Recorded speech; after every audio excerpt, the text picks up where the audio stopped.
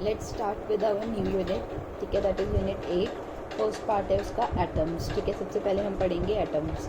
अब जो एटम है आपके पास, उसकी जो खोज हुई, उसका स्ट्रक्चर, ठीक है, उसकी डिफरेंट प्रॉपर्टीज़ थी, उसका साइज़ क्या था, उसके अंदर कोई और एलिमेंट प्रेजेंट है या नहीं।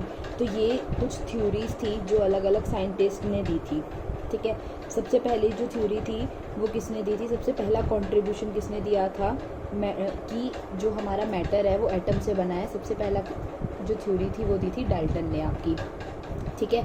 उसके बाद जे थॉमसन ने क्या दिया कि स्ट्रक्चर वो कैसा होता है उस एटम का, रफली वो स्ट्रक्चर दिया, बट उसकी कुछ लिमिटेशंस थी जिसकी वजह से उसके स्ट्रक्चर को आगे वैलिड नहीं माना गया, ठीक है। उसके बाद दी रदरफोर्ड ने। तो रदरफोर्ड ने ऑलमोस्ट काफ़ी हद तक सही स्ट्रक्चर, एटम, न्यूक्लियस जो आप पढ़ते हो उसके बारे में बताया, ठीक है। फर्दर जो रदरफोर्ड की थ्योरी थी उसको किसने मॉडिफाई किया, कुछ और मॉडिफिकेशंस की, कुछ करेक्शंस की, वो की थी हमारी नील बोहर ने, ठीक है। तो इस चैप्टर में, पूरे यूनिट में हम पढ़ेंगे कि कैसे कैसे उन्होंने अपनी थ्योरी को प्रपोज किया, एटम कैसे एग्जिस्ट करता है, एटम का साइज़ क्या है, क्लोजेस्ट अप्रोच क्या है उसकी, ठीक है। आपका जो इम्पैक्ट पैरामीटर हम पढ़ेंगे, ये कुछ टर्म्स हैं, ये अंदर हम डिटेल में स्टडी करेंगे ये क्या होती है। फिर इसके बाद हम पढ़ेंगे नेक्स्ट रेडियो एक्टिविटी, ठीक है। एक एलिमेंट होता है आपका जिससे क्या होती हैं, कोई रेडियो एक्टिव एलिमेंट या कोई रेडियो एक्टिव सब्सटेंस लेते हैं तो उसके अंदर अपने आप रिएक्शंस होती हैं, न्यूक्लियर रिएक्शंस होती हैं। मतलब बाहर से आपको कोई हीट या कुछ एनर्जी या कुछ प्रोवाइड करने की ज़रूरत नहीं होती, उसके अंदर अपने आप ही न्यूक्लियर रिएक्शंस होती रहती हैं, ठीक है। जिसकी वजह से हमारे कुछ पार्टिकल्स हैं, अल्फ़ा बीटा गामा, वो रेज़ निकलती हैं। उन रेज़ के थ्रू कुछ आगे फर्दर एक्सपेरिमेंट्स होते हैं, ठीक है। तो उनको स्टडी करेंगे हम। फिर न्यूक्लियर रिएक्शंस क्या होती हैं, उसके अंदर फिजन होता है, न्यूक्लियर फ्यूजन होता है, फिर न्यूक्लियर एनर्जी होती है। तो ये सारा कुछ हम इस यूनिट में, इस चैप्टर में स्टडी करेंगे। सबसे पहला जो सबसे पहला मॉडल था, ठीक है, एटम से रिलेटेड, वो किसने दिया था, जे थॉमसन, एक साइंटिस्ट थे, ठीक है। उन्होंने ये मॉडल दिया था। तो उन्होंने क्या बताया था कि जो हमारा एटम होता है उसका अप्रॉक्सीमेटली साइज़ कितना होता है, 10⁻⁻10 मीटर, ठीक है। ये उन्होंने उसका साइज़ दे दिया था, ठीक है। उन्होंने क्या कहा था कि जो पूरा एंटायर मास होता है और जो पॉजिटिव चार्ज होता है एटम का, वो यूनिफॉर्मली डिस्ट्रीब्यूटेड होता है, ठीक है। इसका मतलब क्या हुआ, वो रैंडमली डिस्ट्रीब्यूटेड होता है। ये पूरा हमारा क्या है, एटम है, इसका साइज़ कितना हो गया, 10⁻⁻10 मीटर। अभी यूनिफॉर्मली डिस्ट्रीब्यूट हुआ है इसके अंदर, ठीक है। और उन्होंने साथ क्या बताया था कि जो अब इसको, उस मॉडल को उन्होंने क्या दिया था, एक प्लम पुडिंग, ठीक है, या वाटरमेलन। जैसे आपका एक वाटरमेलन होता है, उसके अंदर कुछ रेड पार्ट होता है, ठीक है, और कुछ आगे क्या होता है, उसके सीड्स होते हैं। तो उन्होंने क्या कहा था, जैसे उसके अंदर सीड्स होते हैं हमारे वाटरमेलन के अंदर, एम्बेडेड होते हैं उसके अंदर, ठीक है, पूरे के पूरे मास के अंदर। आप रेड वाला पार्ट क्या ले लो, उसका मास है जो हम खाते हैं, ठीक है। उस मास के अंदर जैसे सीड्स होते हैं हमारे, वैसे ही हमारे क्या होते हैं, इसमें नेगेटिव इलेक्ट्रॉन्स होते हैं, ठीक है। और अब जितने नंबर ऑफ हमारे प्रोटॉन्स होते हैं, यानी पॉजिटिव चार्ज है, उतना ही नेगेटिव चार्ज है। तो ये पूरा का पूरा जो एटम होता है, ये क्या होता है, न्यूट्रल होता है। ये थ्योरी उन्होंने दी थी, ठीक है। बट ये मॉडल कुछ खास चला नहीं, आजकल हम उसको बिल्कुल यूज़ नहीं करते हैं क्योंकि उनकी लिमिटेशंस थी थॉमसन मॉडल की, ठीक है। एक तो इन्होंने क्या बताया था, अब आगे हम नेक्स्ट पढ़ेंगे रदरफोर्ड का। रदरफोर्ड ने क्या बताई थी, स्पेक्ट्रल लाइंस, आपकी हाइड्रोजन की स्पेक्ट्रल लाइंस हैं, आपने हम उसको स्टडी करेंगे आगे, ठीक है। वो एक्सप्लेन नहीं कर पाए थे हमारे जे थॉमसन, ठीक है। और इन्होंने angle of scattering alpha particle से, ठीक है, आगे हम ये भी रदरफोर्ड में पढ़ेंगे कि एंगल ऑफ स्कैटरिंग हमने क्यों पढ़ा, ठीक है, क्या रीज़न था उसका। अब आप जो एटम पढ़ते हो आजकल, आप क्या देखते हो कि आपके एटम के अंदर न्यूक्लियस भी होता है, ठीक है, और न्यूक्लियस के अंदर क्या होता है, पूरा का पूरा पॉजिटिव चार्ज होता है, और जितना भी एटम का मास होता है वो न्यूक्लियस के अंदर होता है। बट इन्होंने ऐसा कुछ नहीं कहा, इन्होंने तो कहा कि यूनिफॉर्मली डिस्ट्रीब्यूटेड ही पॉजिटिव चार्ज है और यूनिफॉर्मली डिस्ट्रीब्यूटेड ही पूरा नेगेटिव चार्ज है, ठीक है। बट ये पॉसिबल नहीं होता। एक और ड्रॉबैक भी आप इसका ले सकते हो कि अगर वो यूनिफॉर्मली पॉजिटिव चार्ज और नेगेटिव चार्ज है, दैट तो इसका मतलब वो अट्रैक्ट भी करेंगे अगर वो पास पास हैं। एक पॉजिटिव चार्ज रख दिया, एक नेगेटिव चार्ज रख दिया, ठीक है। अब उनका फील्ड क्या है, दोनों का ऑलमोस्ट पास पास है, तो दैट मीन्स अगर वो उस फील्ड के अंदर है आपकी अट्रैक्टिव फोर्सेस के अंदर, तो वो अट्रैक्ट कर जाने चाहिए, बट इन्होंने ऐसा नहीं बताया, इसलिए ये जो जे थॉमसन मॉडल था ये पूरी तरह से फेल हो गया। नेक्स्ट मॉडल आया हमारा रदरफोर्ड का, ठीक है, मॉडल आया। अब रदरफोर्ड ने सबसे पहले क्या किया था, एक एक्सपेरिमेंट किया था, एक एक्स रे, ठीक है। अब एक्स रे एक्सपेरिमेंट से उन्होंने कुछ पता लगाया, ठीक है, वो हम स्टडी करेंगे उन्होंने क्या और कैसे पता लगाया। अब सबसे पहला इम्पॉर्टेंट एक्सपेरिमेंट था, ये किसने दिया था, रदरफोर्ड ने दिया था। ये क्यों दिया था, क्योंकि उन्होंने बताया था कि हमारा एटम जो होता है उसके अंदर एक न्यूक्लियस भी होता है, ठीक है, और जितना का जितना पॉजिटिव चार्ज होता है, ठीक है, ये क्या है, हमारा एटम है, इसके अंदर क्या है, ये न्यूक्लियस है, तो जितना पॉजिटिव चार्ज होगा वो सारा का सारा इस छोटे न्यूक्लियस के अंदर होगा, ना कि यूनिफॉर्मली डिस्ट्रीब्यूटेड होगा, ठीक है। तो ये इन्होंने इस एक्सपेरिमेंट के थ्रू पता लगाया था।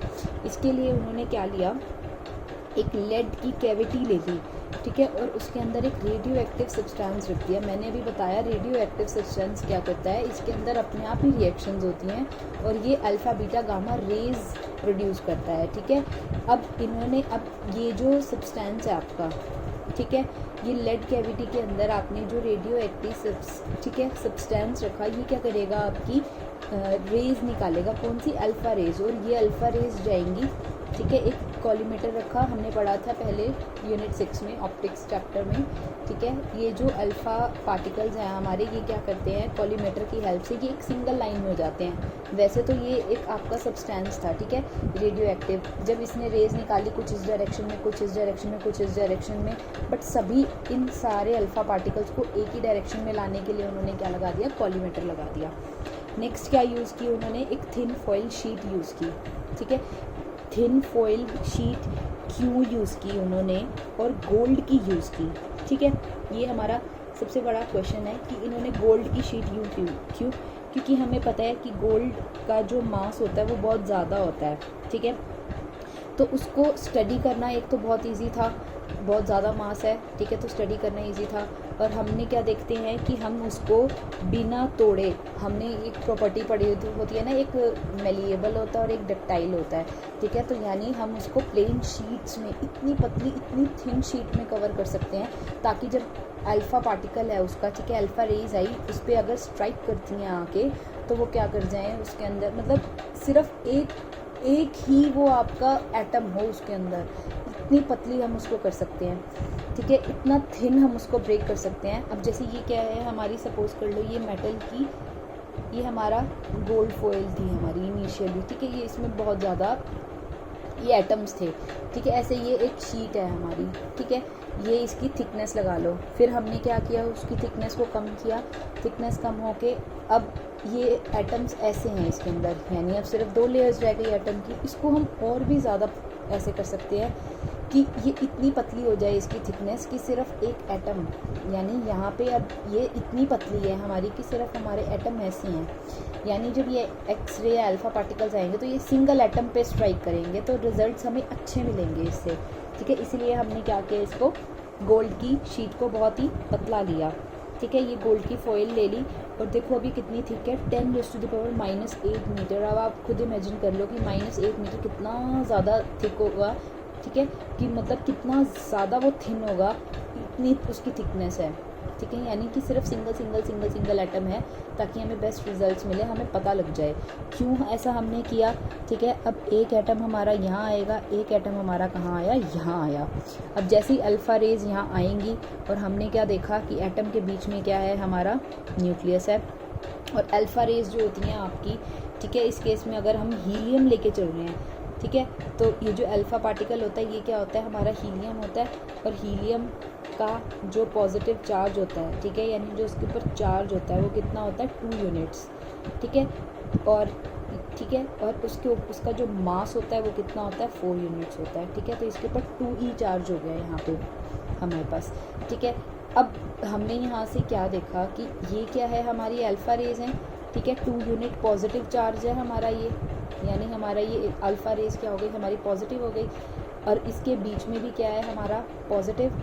हमने क्या देखा, हमारा एटम होता है, एटम के बीच में न्यूक्लियस होता है और न्यूक्लियस के अंदर क्या होता है, सारा पॉजिटिव चार्ज होता है और मास होता है, ठीक है।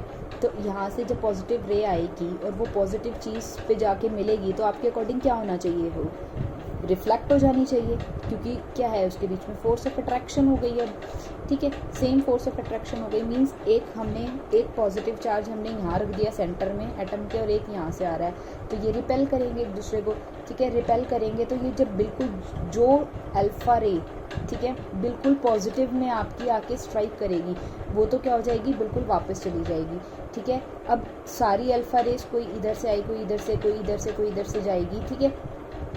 और एक तो जो होएगी वो बिल्कुल, एक तो हमारा न्यूक्लियस है, न्यूक्लियस के ऊपर कोलाइड करेगी, दूसरी कुछ न्यूक्लियस की इस साइड जाएगी।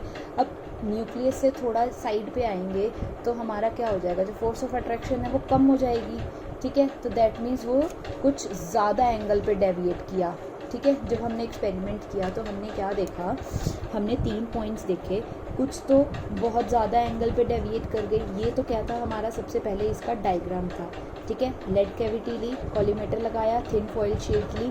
अब उसके बाद हम ये सब ऑब्ज़र्व कहाँ करेंगे, ये सब हमने ऑब्ज़र्व किया, ये जो हमारे पास एक स्क्रीन है जो कि जिंक सल्फाइड की बनी है, ठीक है। इस स्क्रीन के ऊपर क्या आ जाएंगे, हमारे अल्फ़ा पार्टिकल आ जाएंगे, ठीक है। और इन अल्फ़ा पार्टिकल्स को हम कैसे ऑब्जर्व करेंगे, इस माइक्रोस्कोप की हेल्प से। जब एग्ज़ाम में अगर ये डायग्राम आपको रदरफोर्ड एक्सप्लेन करना आता है तो आप कैसे ड्रॉ करेंगे, आप ऐसे ही इसको ड्रॉ करेंगे, ठीक है। और ये वैसे 3D फॉर्म में दिखा रखा है कि ये आपकी लेड कैविटी थी, ठीक है, जिसके अंदर हमने एक रेडियो एक्टिव सब्सटेंस रखा जहाँ से अल्फ़ा पार्टिकल्स आया। ये एक पतली बीम थी हमारे पास, ठीक है। और ये क्या है, हमने 180 डिग्री पे स्क्रीन लगा दी। 180 डिग्री पे स्क्रीन क्यों लगाई हमने इस केस में, क्योंकि हमारे अल्फ़ा पार्टिकल जब जैसे ही इस फॉइल शीट पे स्ट्राइक करेंगे आके तो वो स्कैटर हो जाएंगे डिफरेंट डायरेक्शंस में। तो हम देखेंगे कि, ठीक है, हम सारे एंगल्स पे जाके देखेंगे कि हमारे, सपोज़ करो कि ये क्या था, 0 डिग्री हो गया हमारा यहाँ से, ठीक है। 0 डिग्री पे कितने हमारे नंबर ऑफ़ पार्टिकल्स आए, उसके बाद जैसे हम डिग्री एंगल बढ़ाते जाएंगे, एंगल इंक्रीज़ करते जाएंगे तो हमारे कितने पार्टिकल्स कहाँ पे आए। तो इन सबको स्टडी करने के लिए ये क्या था, हमारा इसका डायग्राम था, तो इसको समझने की ज़रूरत है, ठीक है। उसके बाद हम इसको एक्सप्लेन करेंगे, ठीक है, यहाँ से इसकी हेल्प से हम इसको एक्सप्लेन करेंगे। अब जब जैसे ये हमारे पास क्या था, एक एटम है, ठीक है, एटम के अंदर ये न्यूक्लियस है जो प्लस लगाया हुआ है, दैट मीन्स ये छोटा सा हमारा न्यूक्लियस है। हमारे अल्फ़ा पार्टिकल्स आए, एक तो बिल्कुल स्ट्रेट आया, यानी जो कि सीधा जाके कहाँ पे हिट करेगा, आपके न्यूक्लियस को, वो तो क्या हो जाएगा, वापस चला गया, ठीक है। जो उससे थोड़ी दूर थे, मतलब अब इफ़ेक्ट तो इसका अभी भी है यहाँ पे, ठीक है, तो वो कुछ ज़्यादा एंगल पे डेविएट हो गए, ठीक है, मोर देन 90 डिग्री पे।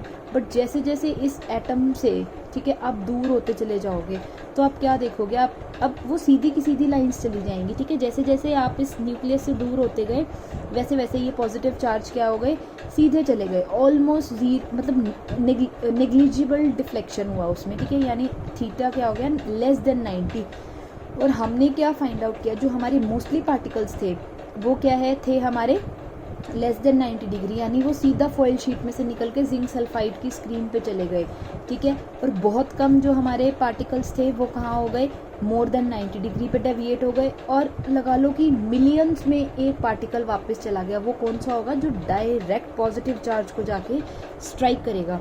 अभी हमें पता है कि ऐसा है, बट इनिशियली जब उन्होंने एक्सपेरिमेंट स्टार्ट किया तब तो सिर्फ जे थॉमसन था, उनको सिर्फ ये पता था कि एक हमारे पास एटम है, उनको न्यूक्लियस नहीं पता था।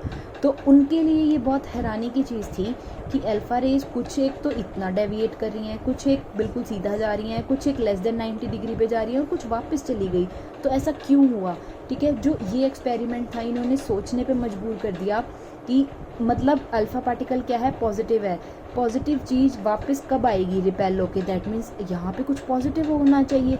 या तो सारे वापस आते हैं, बट सारे वापस नहीं आ रहे, आपका एंगल ऑफ डिफ्लेक्शन अलग अलग है। यहाँ पे एंगल ऑफ डिफ्लेक्शन अलग अलग होने का मतलब क्या हुआ हमारा, ये तो सीधी चली गई, ठीक है, सीधी जाने का मतलब क्या है, अब इसके ऊपर, इस अल्फ़ा रे के ऊपर तो बिल्कुल इफेक्ट नहीं पड़ा इसका, वो क्यों नहीं पड़ा उसको भी हम आगे देखेंगे, ठीक है। तो इस हमारा ये जो एक्सपेरिमेंट था, ठीक है, इससे उन्होंने 3 चीज़ें ऑब्जर्व की यहाँ पे हमारी, ठीक है। ये उनकी ऑब्जर्वेशन थी। जो सबसे पहली चीज़ थी, उन्होंने क्या ऑब्ज़र्व की, जो हमारे मोस्टली अल्फ़ा पार्टिकल्स थे वो सीधे निकल गए। अभी मैंने क्या दिखाया था कि मोस्टली तो क्या निकल गए, सीधे निकल गए। इसका मतलब क्या हुआ, कोई कोलिजन नहीं हुआ आप गोल्ड के एटम के साथ, वो सीधा पास कर गए। ठीक है, दूसरा उन्होंने क्या किया कि सपोज़ अगर आपके 100% आप मान रहे हो कि आपके पास अल्फ़ा पार्टिकल्स थे, तो 0.14% जो आपके अल्फ़ा पार्टिकल्स थे वो 1 डिग्री से ज़्यादा स्कैटर हुए। ठीक है, मोर देन 1 डिग्री से ज़्यादा स्कैटर कौन से होंगे, सिर्फ 0.14%। अदरवाइज या तो ऑलमोस्ट 1 डिग्री से कम। अगर 1 डिग्री कितना होता है, इतना छोटा सा होता है, तो आप उसको ऑलमोस्ट स्ट्रेट ही काउंट कर सकते हो। ठीक है, जो 1 डिग्री से ज़्यादा यानी जो बहुत ज़्यादा, ये सपोज कर लो कि आप यहाँ से डिग्री कर लेना स्टार्ट कर रहे हो, ये तो क्या है आपकी 1 डिग्री से कम। उसके बाद बहुत ज़्यादा 90 डिग्री से अबव, हमने क्या देखा, बहुत कम जाएंगे जो 90 से अबव जाएंगे। सिर्फ जैसे 8000 पार्टिकल्स में से कोई एक अल्फ़ा पार्टिकल होगा जो मोर देन 90 डिग्री चला गया। ठीक है, और सब हमारे पास कितने एटम्स हैं। ठीक है, ये उन्होंने ग्राफ ड्रॉ किया था। उन्होंने क्या किया, 0 से लेके 180 डिग्री तक ग्राफ बनाया कि हमारे कितने एंगल पे कितने पार्टिकल्स हैं। सबसे पहले 0 डिग्री से स्टार्ट किया। 0 डिग्री मतलब कितने एंगल्स हमारे स्ट्रेट गए, 10⁻⁷ यानी इतने सारे हमारे जो अल्फ़ा पार्टिकल्स थे वो सीधे चले गए। फिर 20 डिग्री, फिर 20 डिग्री पे कुछ इतने एटम्स थे। ठीक है, 10⁵ और 6 के बीच में थे। फिर 40, फिर 60। ठीक है, फिर मोर देन 90 यानी 100। ठीक है, 100 पे देखते हैं, बहुत ज़्यादा कम हो गए ये। ठीक है, 10⁻⁷ थे, 100 तक आते आते ये कितने हो गए, 10⁻² हो गए, तो यानी 0.14% ही रह गया। ठीक है, अब मोर देन 90 क्या है, 1 in 8000 पार्टिकल्स। ठीक है, 90 से ज़्यादा ये, ठीक है, ये 90 से ज़्यादा हो गए हमारे, तो यानी बहुत कम पार्टिकल्स उन्होंने देखे कि जब 90 से ज़्यादा हो गया तो बहुत कम पार्टिकल्स जा रहे हैं हमारे। और 180 डिग्री पे तो बिल्कुल कोई 1 या 2 पार्टिकल्स ही होंगे जो बिल्कुल स्ट्रेट आएंगे, किसकी, न्यूक्लियस की पैरेलल, जो बिल्कुल न्यूक्लियस की लाइन पे आएंगे, बिल्कुल सामने हिट करेंगे उसको आके, वो वापस जाएंगे। ठीक है, तो इससे एक बात तो साफ़ हो गई हमारी कि बहुत सारे जो हमारे एटम्स थे वो सीधे क्यों चले गए। ठीक है, अब ये क्या है, आपका एक एटम है। ठीक है, ये उसके अंदर क्या है, हमारा एक न्यूक्लियस है। अब सिर्फ एक आधा ही 180 पे या बहुत कम हमारे, हमने क्या देखा, 0.14 can more than 90 degree deflect किए। इसका मतलब क्या हुआ कि ये एटम है हमारा, और जो न्यूक्लियस और एटम के बीच में जो गैप है ये खाली है, क्योंकि ये सीधा चले गए। ठीक है, यहाँ से पास होके, दैट मीन्स वो कुछ खाली स्पेस है। एक तो इन्होंने ये चीज़ ऑब्जर्व की यहाँ से, और सेकंड चीज़ क्या की उन्होंने,